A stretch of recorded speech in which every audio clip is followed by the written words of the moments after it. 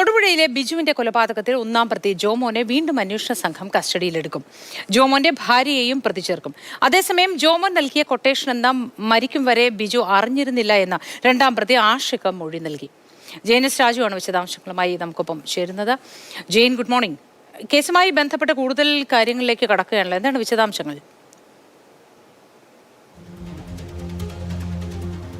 മോത്തി, തീർച്ചയായിട്ടും തൊടുപുഴയിൽ ബിജുവിന്റെ കൊലപാതകവുമായി ബന്ധപ്പെട്ട് കൂടുതൽ വിവരങ്ങൾ പുറത്തു വരികയാണ്. അതായത് ഈ കേസുമായി ബന്ധപ്പെട്ട് ഈ കേസിലെ ഒന്നാം പ്രതി ജോമോന്റെ ഭാര്യയ്ക്ക് പങ്കുണ്ട് എന്ന തരത്തിൽ വിവരങ്ങൾ നേരത്തെ പോലീസിന് ലഭിച്ചിരുന്നു.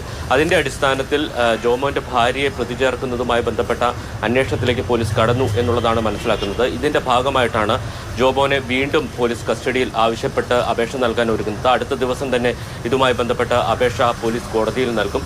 ഈ രണ്ടുപേരെയും, ഭാര്യയും ഭർത്താവിനെയും, കേസിലെ ഒന്നാം പ്രതി ജോമോനെയും ഭാര്യയും ഒന്നിച്ചിരുത്തി ചോദ്യം ചെയ്യാനുള്ള ഒരു ശ്രമത്തിലേക്കാണ് പോലീസ് കടന്നിരിക്കുന്നത്. അതായത് ഈ കേസിൽ വഴിത്തിരിവായത് ഈ ബിജുവിനെ തട്ടിക്കൊണ്ടുപോയ സംഘം ആദ്യം എത്തിച്ചത് ജോമോന്റെ വീട്ടിലാണ് എന്നുള്ളതാണ് പോലീസിന് ഏറ്റവും ഒടുവിൽ ലഭിച്ച വിവരം. വീടിന്റെ വാതിൽ തുറന്നു കൊടുത്തത് ജോമോന്റെ ഭാര്യയാണ്. അപ്പോൾ സ്വാഭാവികമായും ഈ കുറ്റകൃത്യത്തെക്കുറിച്ച് അവർക്ക് ധാരണയുണ്ടായിരുന്നു. അതിന്റെ പശ്ചാത്തലത്തിലാണ് അവർ ഈ ഭാര്യയുടെ പങ്കുകൂടി അന്വേഷിക്കുന്നത്. അതോടൊപ്പം തന്നെ ഈ കേസിലെ രണ്ടാം പ്രതി ആഷിഖിന്റെ മൊഴിയുമായി ബന്ധപ്പെട്ട കൂടുതൽ വിവരങ്ങൾ പുറത്തു വന്നിട്ടുണ്ട്.